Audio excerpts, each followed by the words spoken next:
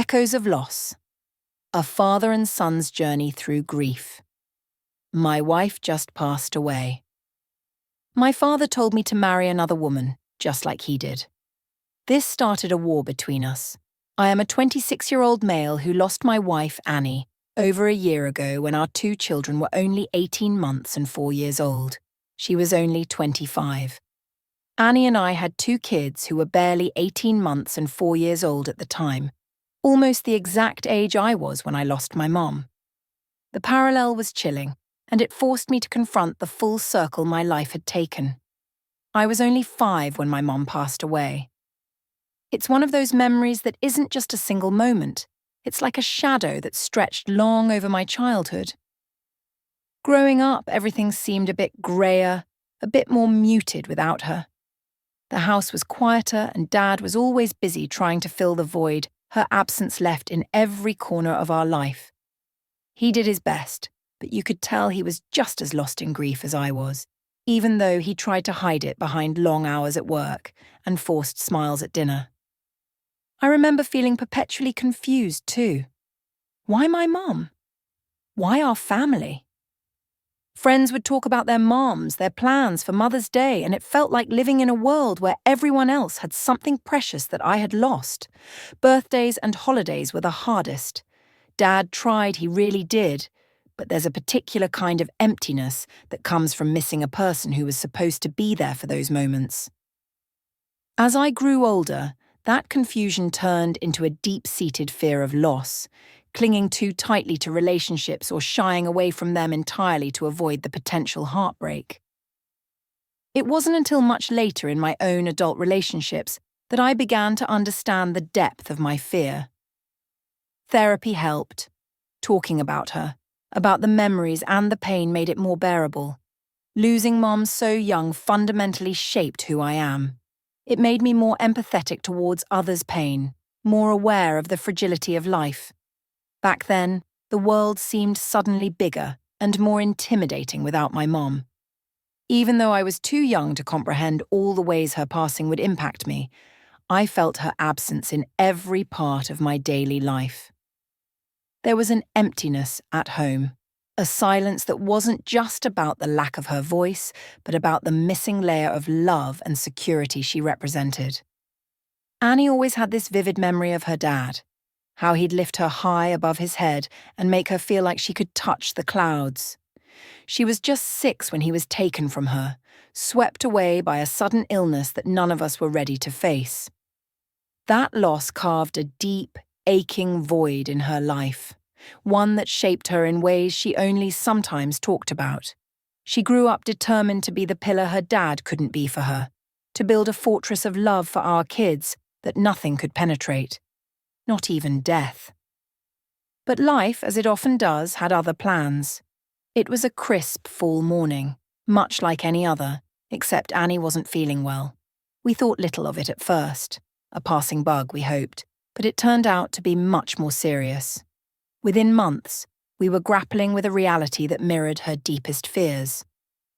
Annie was diagnosed with a terminal illness, the kind that sneaks up silently but quickly overwhelms. In those final months, Annie's resolve to make lasting memories with our kids became everything. Every day, despite her waning strength, she'd spend time with them, reading stories, playing games, or just holding them close, embedding her presence in their lives in ways she hoped would be indelible. She often spoke to me late at night, her voice a mixture of determination and despair, about her need to leave a legacy of love for them, to be there in their hearts and minds even when she could no longer be there in person. She wanted so desperately to break the cycle of loss that had shadowed her childhood, to give our kids the stable, loving foundation she had lost so early on. Her biggest fear was repeating history, leaving our kids with the same hollow memories and unanswerable questions she had struggled with. Watching Annie with our children, I saw the lengths she went to imprint her love on their young lives. She would record videos for them, leave little notes in unexpected places, and create traditions that could carry on in her absence. Her creativity in weaving these threads of connection was both inspiring and heart-wrenching. When she passed, the loss was monumental, echoing the emptiness of her own childhood, but also filled with the richness of the love she had poured into every moment with them. Annie had always had a clear vision of her own funeral, unusual as that might sound. It was something we talked about occasionally, those strange, somber discussions that unexpectedly pop up and linger between a couple. She wanted it to be more a celebration of her life than a mourning of her death. "Don't make it all doom and gloom," she'd say, half joking but serious about the essence of her wishes. "Make it a day where everyone can remember the happy times, with lots of flowers and maybe even some fireworks." When it happened, I was plunged into a deep grief that was hard to navigate, filled with the pain of loss but also the duty to honour her final wishes. The day of her funeral arrived on a bright and clear morning, which felt almost offensive in the context of our loss, yet fitting for the type of farewell she had envisioned. The service was held at our local church, a place she had chosen not just for its spiritual significance, but also for its beautiful stained glass windows and the way the sunlight danced through them in the mornings. It was here, under the vivid colours cast by the morning light, that friends and family gathered, not in black, but in bright colours, as she had requested. Flowers adorned every surface, wildflowers her favourite in vibrant hues of blues, yellows and reds, creating a tapestry of colour that transformed the usually sombre space into one that was alive with remembrance and love. The air was filled with her favourite music, a mix of classic rock and folk tunes, songs that had soundtracked our life together. Each melody stirred memories, bringing smiles even through the tears. After the service, we moved to a nearby park, another place Annie loved. It was here that the atmosphere lightened as people shared their stories about Annie, her quirks, her laugh, her boundless energy.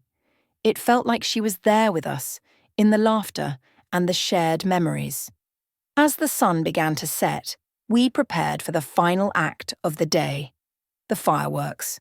It was an unconventional choice, but it was exactly what she had wanted. As the first rocket shot into the sky, bursting into a cascade of colour, it felt like a release, a letting go of some of the sorrow and a celebration of a spirit too vibrant to ever be really gone. Each explosion of light was a reminder of her vibrant life, a punctuating finale that she would have loved. Now, as I watch our children grow, I see Annie's influence in their resilience, their laughter, and even in their tears. They talk about her often, recalling moments I didn't even realise they remembered. It's clear that while death took Annie away too soon, her efforts to be a present, loving force in their lives didn't go in vain. She lives on through them, through the stories we share and the love we keep alive. As their father, my role has evolved to not just nurturing them, but also preserving the essence of what Annie wanted for them, a sense of security, love, and the knowledge that they were and always will be cherished, no matter what life throws our way. Now, as I watch my own children, I see that same confusion and loss reflected in their eyes. They look for Annie in simple moments, when they accomplish something small like tying their shoelaces, or when they need comfort after a bad dream. I know those feelings. I live them. It's a reminder of how deeply a child feels the absence of a parent, often in ways they can't fully express. This shared experience has deepened my empathy and understanding of my children's emotions. I often find myself navigating their grief while managing my own, trying to be the rock that they can lean on. It's not just about providing for them materially, but ensuring they feel safe and loved, that they have space to miss their mom without feeling like they need to hide their grief. Their journey through loss has also reshaped my approach to parenting. I'm more patient, more attuned to the unspoken parts of their sadness, and more proactive in addressing our emotional health as a family. We talk about Annie often, keeping her memory alive, not as a shadow that hangs over us, but as a light that continues to guide us. I strive to be present in a way I felt my dad struggled to be after my mum died. Seeing my children cope with their loss, I understand the long road ahead of them. I know the challenges they'll face as they grow up without their mum, but I also see their resilience, and it gives me hope. It reminds me that while the pain of loss never fully disappears, it can be woven into the fabric of our lives, making us stronger and more connected to each other. I've promised myself to be there for them, to help them navigate this journey, and to ensure they never doubt they are loved, both by their mum, whose love continues beyond her absence, and by me, who stands with them every step of the way. After my mom passed away, the house felt suspended in time, with remnants of her life tucked into every corner. Her clothes still hung in the closet, her books remained on the shelves, and the air carried the gentle hint of her perfume. This stillness, this preserved world of hers, was abruptly disrupted when my dad announced he was remarrying. It was barely a year since we'd lost her, and the news fell on me like a cold wave. Ellen moved in shortly after their wedding. She brought with her boxes filled with new items, new routines, and a new presence that seemed to flood the spaces my mum had once inhabited. Her attempts at reorganizing the house, from rearranging the living room to replacing the curtains my mom had chosen, felt less like mere changes and more like erasures of the life we had lived. Ellen was kind, or at least she tried to be. She would cook meals she thought I would enjoy and make small talk, attempting to bridge the gap between us. However, her efforts felt forced. Each kind gesture, no matter how well intended, felt like an intrusion, as if she was trying to stitch herself into the fabric of a family portrait where she didn't quite belong. I resisted, not out of spite for her as a person, but out of a deep-seated loyalty to my mom's memory and a child's grief that clung stubbornly to the past. The situation at home grew tense. My reactions to Ellen's changes ranged from silent withdrawal to outright defiance. I would put things back where Mom had left them, insist on using the same old dishes instead of the new ones Ellen brought, and avoid spending time in the newly redecorated spaces. I missed the familiarity of my old life, the comfort of knowing every corner held a piece of my mom. My dad, caught between his attempt to move forward and his child's resistance, often became frustrated. Arguments became more frequent. He would accuse me of being unreasonable, of not giving Ellen a fair chance. I saw it differently. I felt he was erasing Mom's legacy, pushing me to forget rather than remember. One particularly heated evening, my dad snapped after finding me rearranging the living room to its original state. "We can't live in a museum," he yelled. "We have to move on. You have to move on." But how could I move on? Mom's shadow was in every laughter that had echoed through these rooms, in every step I took around the furniture she had carefully chosen, in every scent that lingered. The house felt increasingly like a battleground, where every alteration to its old state felt like a loss, a reminder of how swiftly and ruthlessly life could change. Ellen, caught in the middle, gradually stopped trying so hard to win me over, retreating instead into whatever peace she could find with my dad. During those initial months after Ellen moved in, the atmosphere in our home became increasingly strained. I was still grappling with the loss of my mom, often finding solace in old photos and mementos that kept her memory alive. My vulnerability and frequent bouts of tears were a stark reminder of the raw pain that lingered in our home. It was during this time that Dad's demeanour towards me shifted drastically. The few times I showed vulnerability or cried for Mum, he reacted not with comfort but with frustration. He would yell, telling me to grow up and stop crying. It was clear he was grappling with his own pain, but his approach left me feeling abandoned in my grief. One night, after finding me crying in my room with a picture of Mom, he said, "Enough." His voice echoed against the walls. "You need to grow up and stop crying all the time. Life has to move on." His words, meant to push me towards resilience, felt more like a dismissal of my grief. I looked up at him, my heart sinking. "I miss her, Dad," I managed to choke out, the words barely a whisper. "Why can't you just let me miss her?" His next words were like a cold slap. "I'm happier now and you should be too. I love Ellen more than I ever loved your mom," he declared, with a harsh certainty that seemed to seal the growing gap between us. The room fell silent save for the quiet sobs that I couldn't hold back. Those words, harsh and raw, sliced through the fragile thread of understanding that had tethered us. I felt not just the loss of my mom, but also the creeping loss of my dad, who was now a stranger, driven by his own grief and newfound happiness. As the years passed, the emotional distance grew. Dad was increasingly absent, not just physically, but emotionally. My cries for attention, for the affection I missed so desperately, went unanswered. His priorities had shifted, and I felt sidelined, an unwelcome reminder of a past he wanted to forget. Ellen, for all her efforts, could never bridge the gap between Dad and me. It felt like a betrayal, not just of Mom's memory, but of the father-son bond we should have had. Feeling abandoned and misunderstood, I withdrew into myself. The isolation at home led me to seek solace elsewhere, in books, in school activities, anywhere I could find a semblance of the care and attention I lacked at home. But the impact of those formative years lingered. I harbored a deep-seated mistrust for relationships, fearful of being left behind again, of loving someone who might one day decide I wasn't worth sticking around for.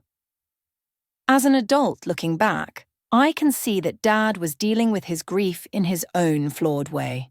But the understanding of his pain does little to soothe the resentment and hurt of a child who felt left behind. Now, facing my own challenges as a widower, I'm determined to be the father to my children that I needed when I was their age. One who is present, supportive, and unconditionally loving, no matter what life throws our way. But after Annie died, my dad reached out to tell me he hoped I understood him better and cut him some slack for everything. I didn't respond to him at the time because I was in the most immediate sense of grief. Still today, it's still raw, but I'm in therapy to try and find peace in my life. He reached out to me a few more times, and he apologized for his initial message. We met up a few days ago per his request. We met at a quiet cafe, a neutral place that seemed suitable for what was already a tense discussion waiting to unfold. As I sat across from him, still wearing my wedding ring, a stark symbol of my ongoing grief, it didn't take long for the conversation to veer into uncomfortable territory. He noticed the ring almost immediately and took it as a cue to voice his thoughts on moving forward. "You can't keep living in the past," he said. "It's time to think about your future. Maybe start meeting people again." I clenched my jaw, feeling the old frustrations simmer. I asked him to drop the subject, but he pressed on, perhaps thinking that pushing me was for my own good. That's when he brought up his own past, his quick remarriage after my mum's death. He explained, not for the first time, but certainly in the most explicit way, how his new wife had brought him happiness, something he thought was impossible after Mom. "I needed that, and I think you do too," he said earnestly. "I thought you'd understand by now, especially with the kids needing a mother figure." His words stung sharply.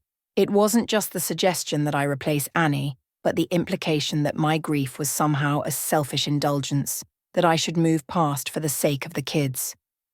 He went further, saying that he hoped I would eventually see the benefit of his choices, that I would stop holding on to my resentment and realize that embracing someone new wasn't a betrayal of my late wife. I told him firmly, "It doesn't work that way. Grieving isn't just something you turn off to make room for someone else, and it certainly doesn't work on a convenient timeline." I could see the frustration in his face mirroring the anger in mine. "You think I hate you for being happy with her, but it's not about that. It's about how you handled everything when Mom died, how you pushed her memory out as if it was the only way to be happy again." He was taken aback by my bluntness. Perhaps he hadn't realized how deeply his actions had hurt me, or maybe he had never considered that his path to happiness had left a trail of pain in its wake. Our conversation grew heated, voices raised enough that other patrons shot us wary glances. The air was tense as my father and I reached a fragile point in our conversation. His earlier remarks about moving on and finding new love had pushed me to a breaking point. Seeing the shock on his face when I challenged his views on grief and moving forward, he paused, looking genuinely bewildered. "How do you expect to find someone else to love you and the kids if you're still hung up on Annie?" he asked, his voice tinged with concern but also a hint of frustration. It was a question that might have been genuine in his mind, but felt like an accusation to me. "Annie was the love of my life," I replied, my voice firm, each word laden with unyielding truth. "And yes, I'm still hung up on her because love doesn't just end when someone dies. You don't just replace someone like that." I could see him trying to process my words, his eyes searching mine for something, perhaps a sign of the son he once knew who hadn't been shattered by loss. I continued, "My children, they are my heart, Dad.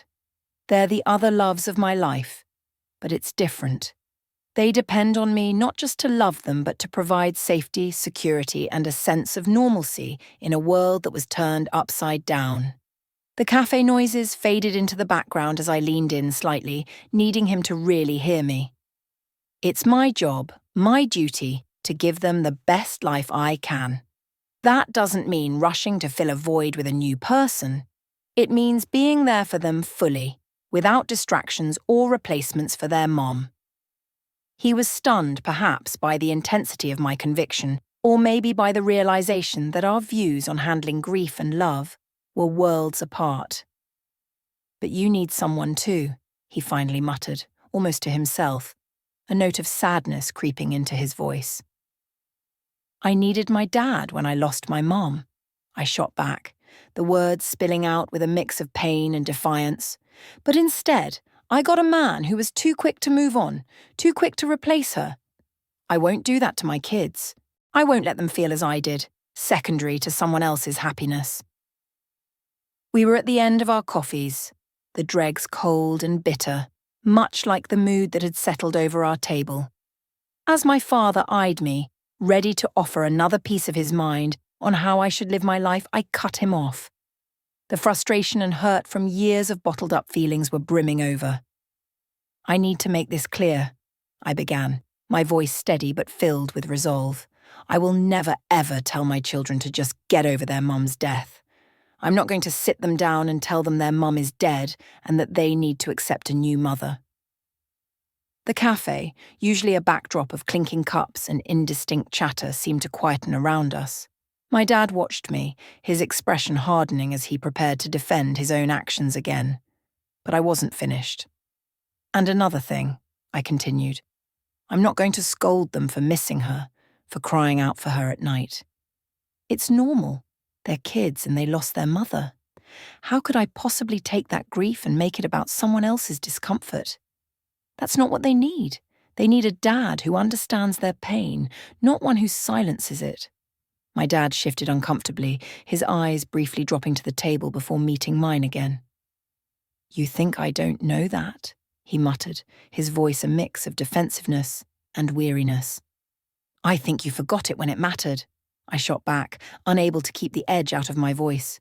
"You remarried so quickly, and it felt like you were trying to erase Mom from our lives. You expected me to just accept it, to be okay with all the changes because you were." I leaned forward, making sure my point was clear. "I am not looking to find them a new mother. What I am striving to do is to be the best dad I can be. Given the lousy hand we've been dealt, I want to give them stability, love, and understanding, not rush to fill a perceived gap with the first person who comes along." I paused, my heart pounding with the intensity of the confession. "And I will never, ever make them feel like they are second to anyone else in my life the way you did with me. You made it clear you loved your new wife more, and I felt like I had lost you too, not just Mom." He finally said something about regret.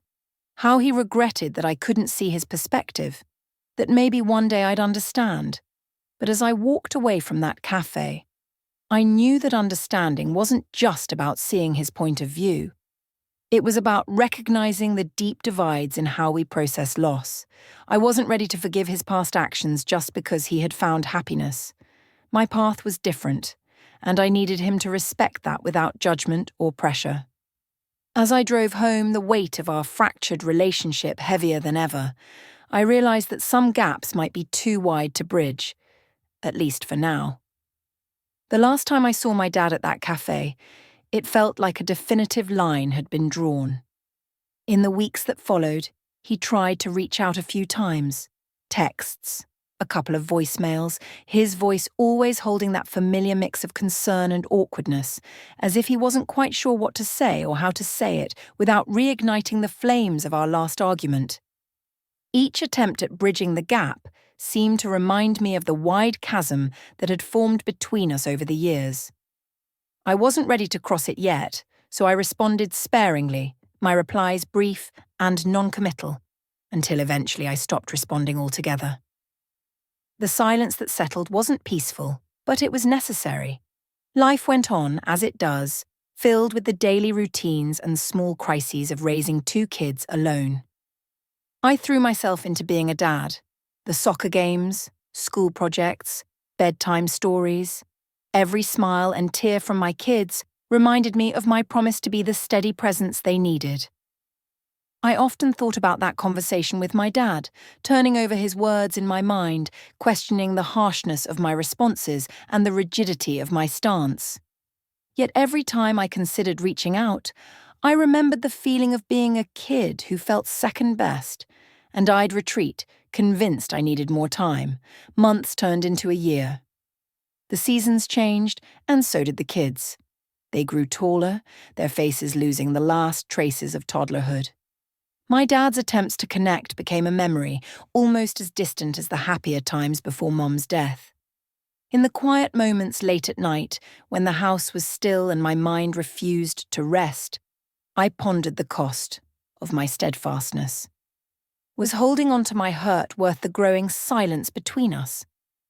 The thought unsettled me enough to consider that perhaps it was time to try a different approach, not for my sake, but for the kids, who deserve to know all facets of their family, even the complicated ones. The next morning I drafted a message to my dad, simple yet more open than anything I'd sent in a long time. "Let's talk," it read. "When you're ready." I wasn't sure where a conversation might lead us or whether it would heal any old hurts, but I knew it was a start, a small step toward understanding or at least coexistence in this new chapter of our lives. As I hit send, the silence I had grown accustomed to seemed a little less daunting, tinted with the possibility of something new.